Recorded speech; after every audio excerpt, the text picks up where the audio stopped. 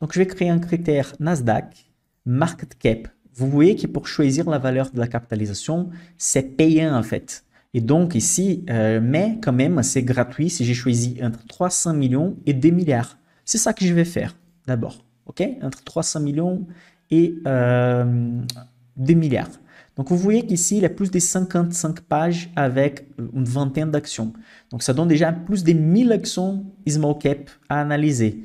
Bon, on va continuer avec les filtres pour diminuer donc les possibilités. Donc ici, dans cette partie descriptive, pour l'instant, je pense que je ne vais rien changer. Je vais aller directement sur les fondamentaux. Bon.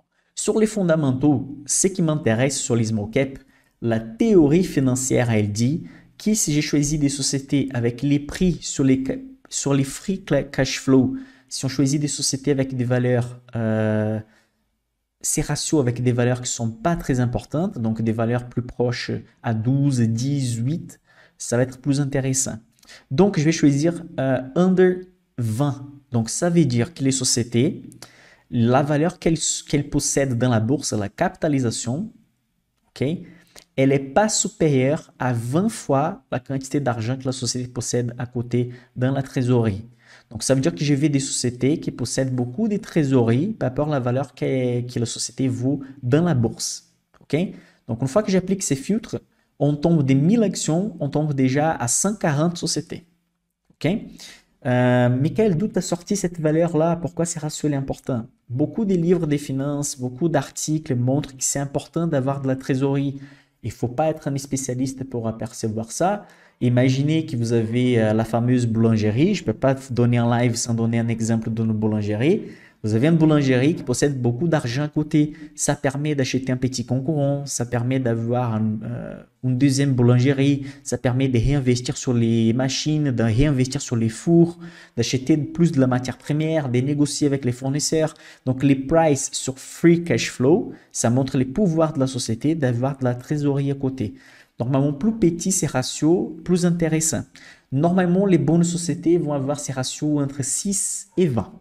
Okay? Ça dépend du secteur, ça dépend de la niche. Donc, entre 5, 6 et 20, ça va. Donc, j'ai choisi ici inférieur à 20. Ça va? Donc, maintenant, je vais choisir aussi, allez, marge nette. Je vais de sociétés qui possèdent au moins 10% des marges nettes. Donc, je vais choisir plus de 10%, over 10%. Là, déjà, on a 7 pages avec une vingtaine d'actions. Donc, ça donne...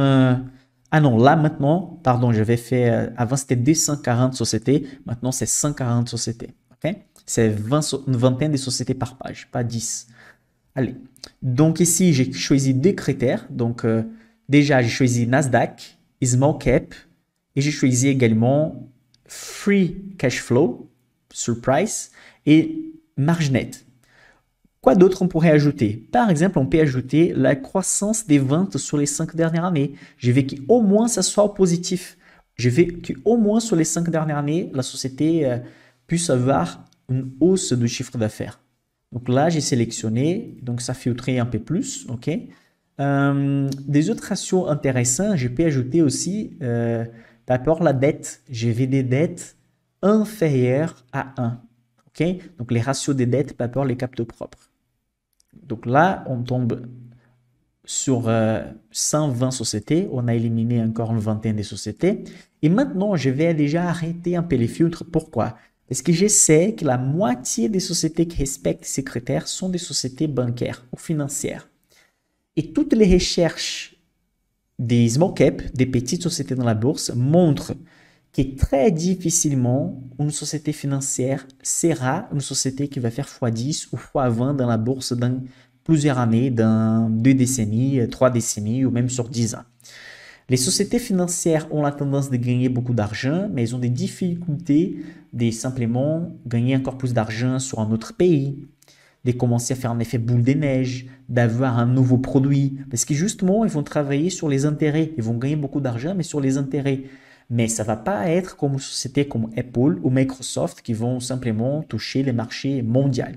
Donc ici, pour éviter déjà d'être plus strict, on peut être ensuite, mais juste pour vous expliquer, je vais filtrer par secteur déjà. Donc, vous voyez qu'ici, déjà, sur la première page, ça commence à avoir beaucoup de sociétés de finances. Donc, si je vais sur la deuxième page, il y aura que des sociétés de finances.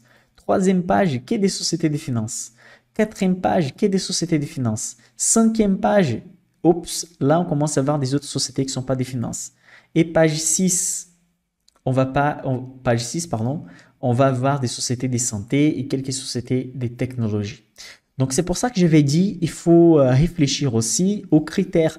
Donc, ça veut dire que parmi une centaine de sociétés, en fait, on a 40 à analyser. 30, parce que les sociétés des finances, pour les small cap, on ne va pas analyser en profondeur. On n'est pas trop intéressé sur les sociétés small cap des finances, ni les sociétés small cap des matériaux de base. OK?